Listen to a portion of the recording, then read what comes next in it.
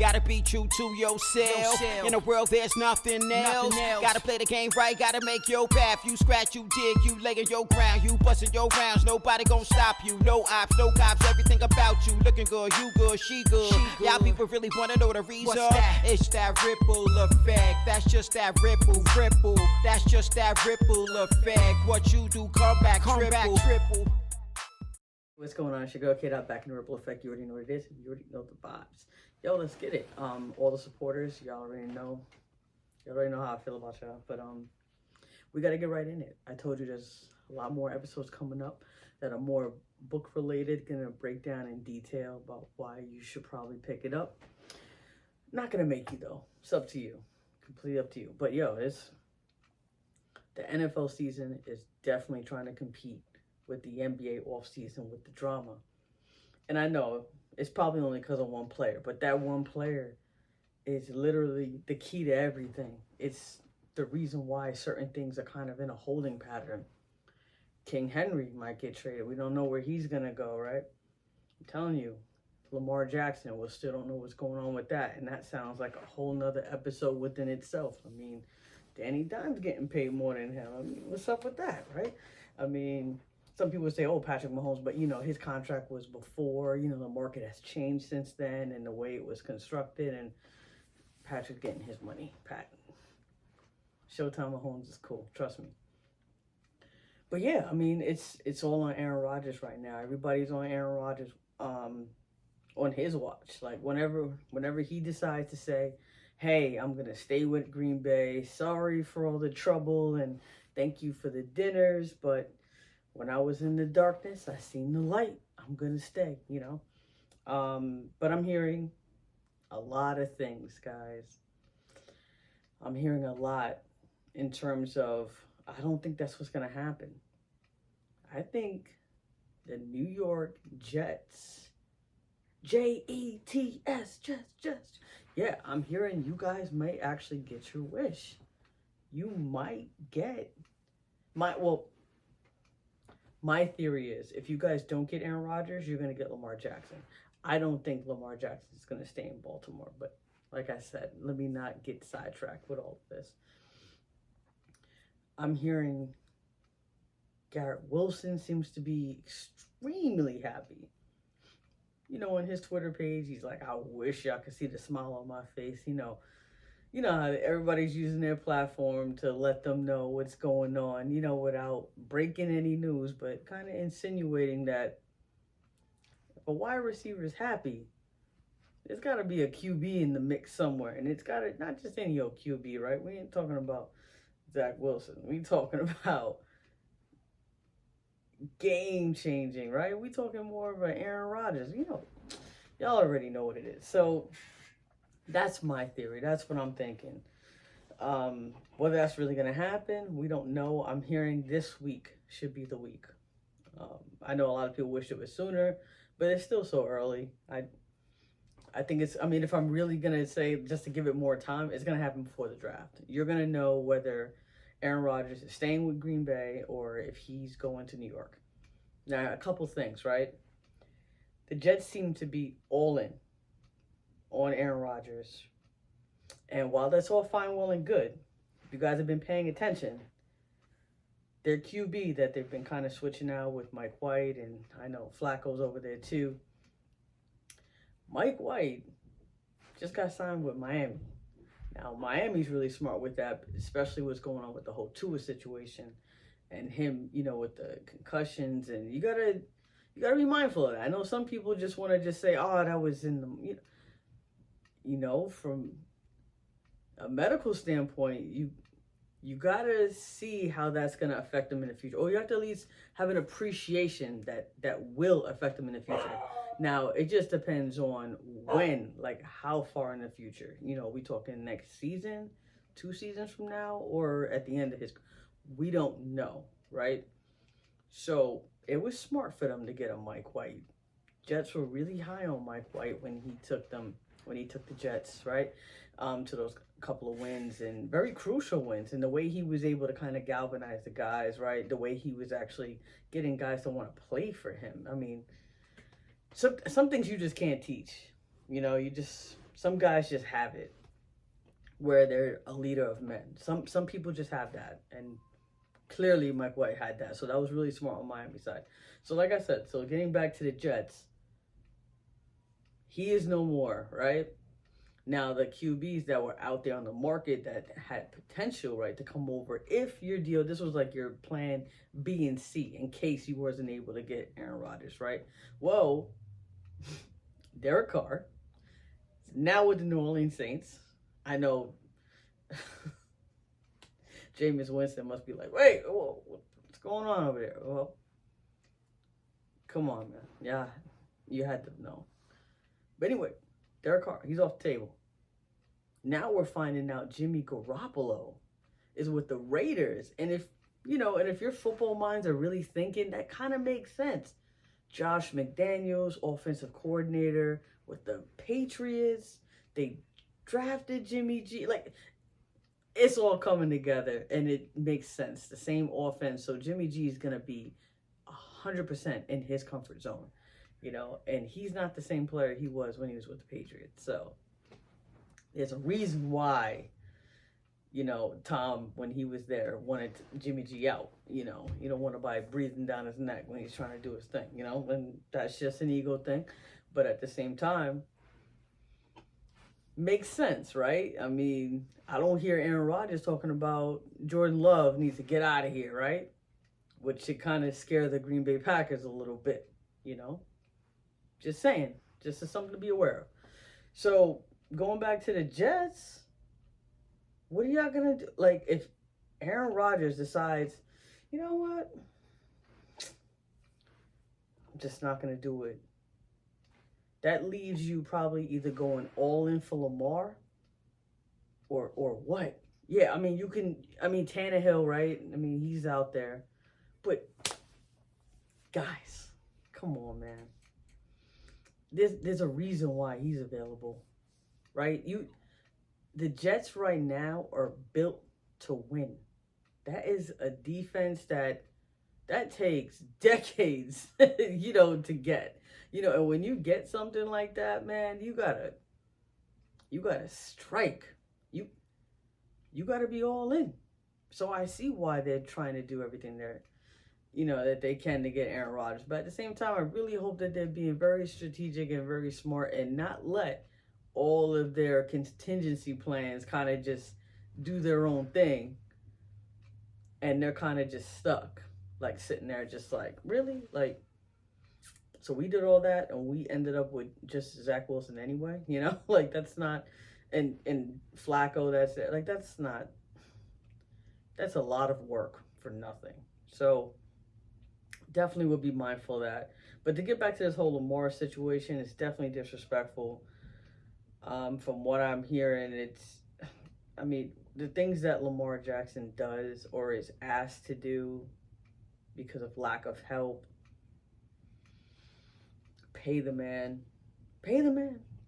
And the fact that they put that the franchise tag on him, man, like, that was so disrespectful. That was so disrespectful. That pretty much just gave other teams permission. Sorry, that was a non.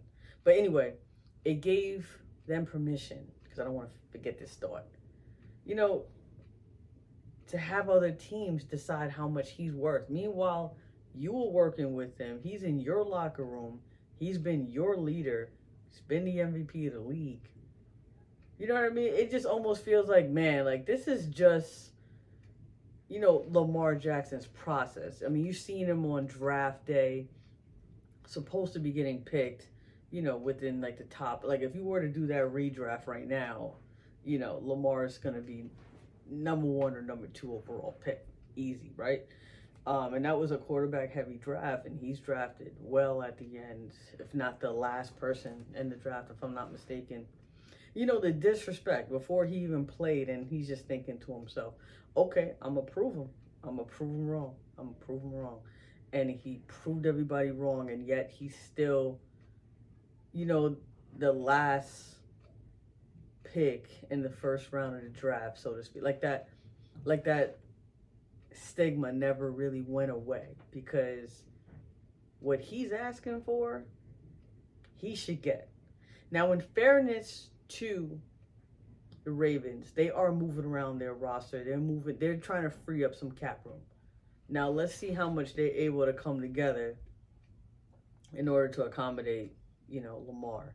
But I just felt like, man, when you do so much, that it's kind of hard to come back from that.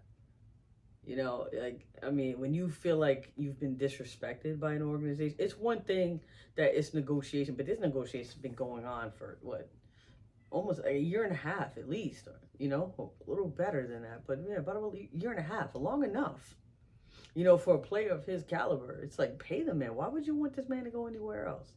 He's only going to get better. You can sit there and say, oh, with the injuries and the type of style of play he does, then get him help. Get him help. What do you want? Some people would ask, well, yeah, if you get him help, then you can't pay him. Nah, there's a way you can structure his contract. That's what negotiations are for. But Lamar Jackson's thing is, y'all could have got me help a long time ago. You got me to this point. These are all the accolades and everything that I've accomplished since then. And still, right? It's just disrespectful. No matter which way you slice it, it's disrespectful. They got to figure that out. And I don't feel like there's enough attention on that. I felt like there was a lot of noise initially, and then when they just, put the tag on him, allowing him to speak to other teams and for them to figure out what you're worth. And, and if they say you're worth that, we'll match it. Like, you've already seen what I did. Like, why do you...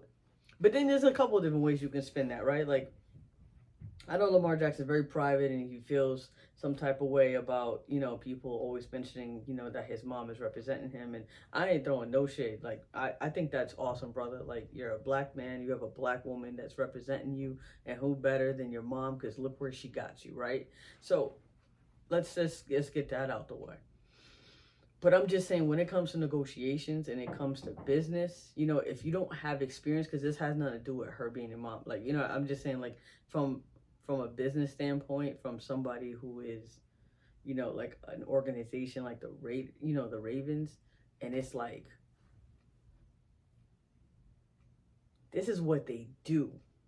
You know what I mean? Like, this is what they do. They hang their hat on this. This is, like, if you're known for something and you're good, like, you're top notch, because a lot of people are good and they're not even allowed to play in the game, when it comes to those type of negotiations. So you're the creme de la creme. You that dude, you that gal. That's it. That's what it is. And then somebody comes in with zero negotiation experience with top athletes, top organizations, and representing you. So I don't know if negotiations kind of became stagnant just because they felt disrespected, because you're not even going to bring me, you know what I mean? That's kind of like asking Kevin Durant to play, one-on-one with some guy, at the YMCA. Like, he's going to look at you like you crazy. Like, why am I going to do that? Like, I already know what's going to happen. Why, like, give me somebody on my level. We're not even trying to say that Lamar's not worth all this, but why wouldn't you get somebody, who is top, who's at this top of their game, like I'm on top of mine, and then we can go blow for blow, and, may the best person win. And at the end of the day, we all win, right? Because we trying to win, like at the end of the day, Lamar's just trying to secure his future. We respect it. We're trying to look out for the team, because we have to be good even after him or when he can't play, whenever, so it's a little different. That's why I'm kind of with all that player empowerment. But at the same time, it's like people forget, like, they have a whole team to worry about. And I'm not even just talking about the 53-man roster. I'm talking about people in that organization. We're talking about the chefs. We're talking about, the parking people, you know what I mean? Like the janitors, all, like, don't forget, like they have a large group of trainers. Like, don't Don't short those trainers. Everybody, y'all already know what they can do. You know, it's bigger than that. It's bigger than just football. I know a lot of people just kind of just, get that tunnel vision. They think, oh, it's just a game and, you just got to worry about the players and maybe just this one guy. It's really not, though. It's a lot bigger than that. You know what I mean? And then when you think about it, these people have been rich for a long time. They're not exactly what you would call new money, right? So, and this is not necessarily a right or wrong conversation. This is more of reality type of situation, So if one side feels disrespected, right? The other side feels disrespected. It's like you have like no mediator. You could see why this is going on for so long because none of the details are being disclosed. And you know what? They shouldn't be, because we've watched, whether it's the NBA or the NFL or everything in between, and how things can get so messy when the details of a deal is being disclosed to the media. We've seen it with the Brooklyn Nets, for instance. It was a total mess. And then it made it look like, oh, people don't want to trade for Kevin Durant. They don't want to. No, it's just things just became too messy. And when people are being, like, people don't understand that people are people at the end of the day. And you don't know all the drama and all the things that happened behind the scenes once people became aware if they were on the trading block, right? Or that picks were being presented. Like, you don't know. This is poker, baby. Like, you don't show your hand for nothing. You're gonna try to make people think you got something when you don't. Come on, like. So when they were able to quiet the noise, shut everybody out, it was just Durant's party, the Nets party, and whomever was interested and had a good enough deal to make that trade. And out of nowhere, you just hear, oh, Durant's going to the Suns. And everybody's like, what? That's because nobody got involved that didn't need to be involved. There wasn't all these false narratives and all these things that's being created, right? There wasn't all these hot takes and all this different, because all that stuff takes on a life of its own, and then you're not even concentrating on what's at hand. And that's pretty much what happened to the Brooklyn Nets in the offseason.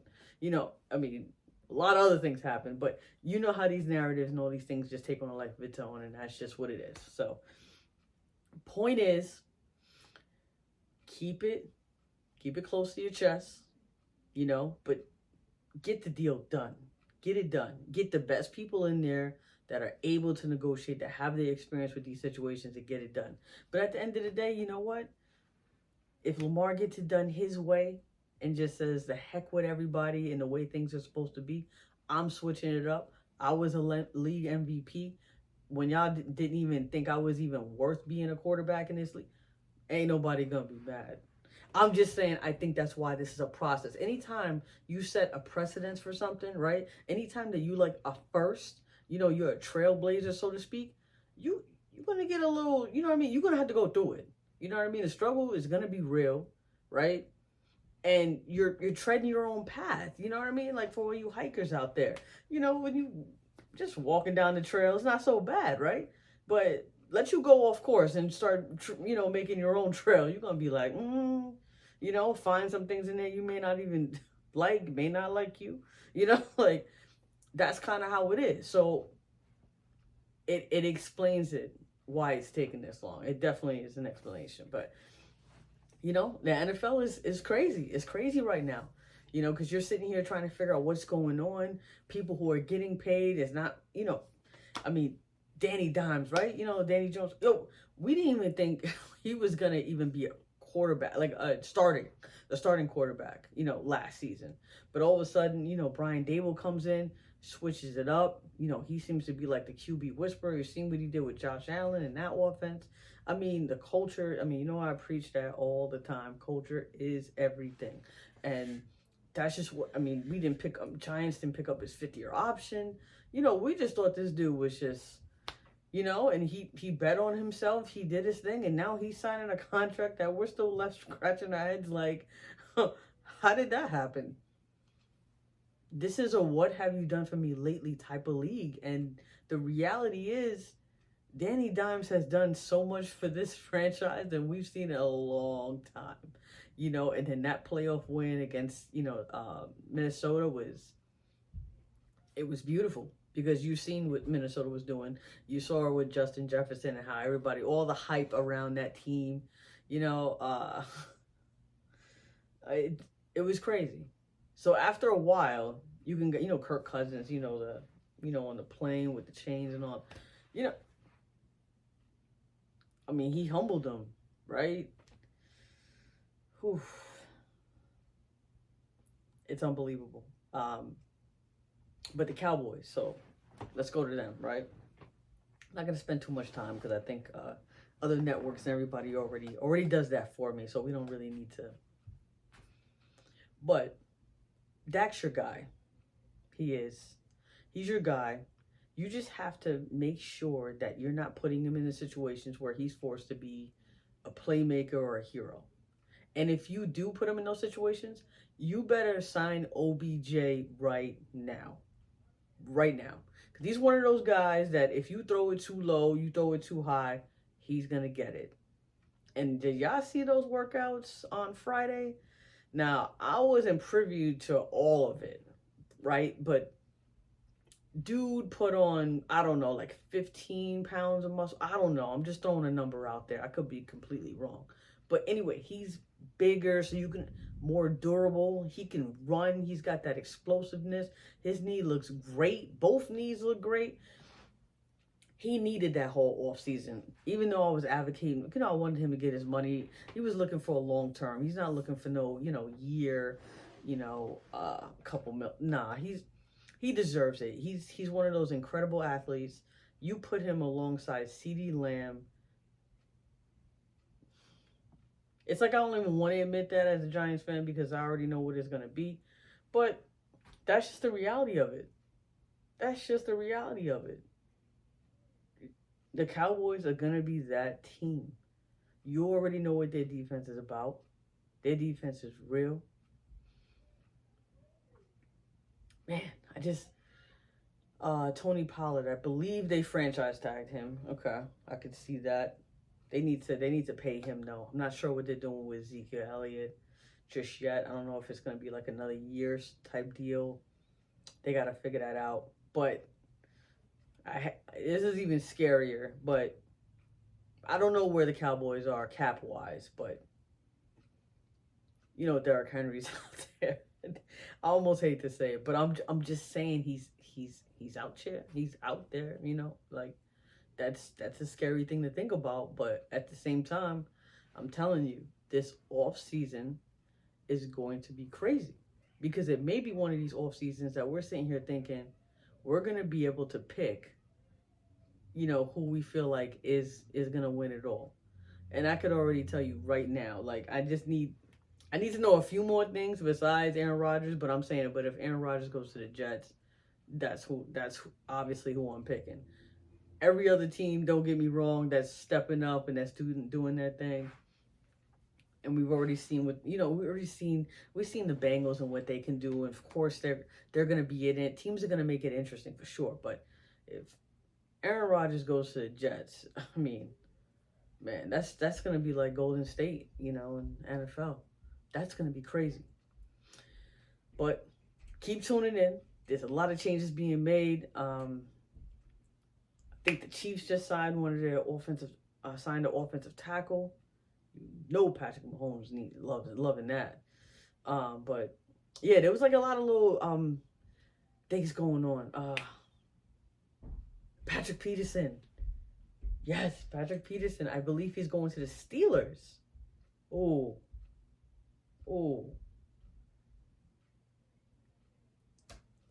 Like that man. Coach Tomlin needs more wins. Like, man's never had a losing season. Never. But anyway, y'all already know what it is. I only ask y'all to do one thing. Losses equals life lessons. I'm out. Peace. Crazy. Gotta be true to yourself. In a world there's nothing else. Gotta play the game right, gotta make your path. You scratch, you dig, you lay in your ground, you bustin' your rounds. Nobody gon' stop you. No ops, no cops, everything about you looking good, you good, she good. Y'all people really wanna know the reason? It's that ripple effect. That's just that ripple. That's just that ripple effect. What you do, come back triple.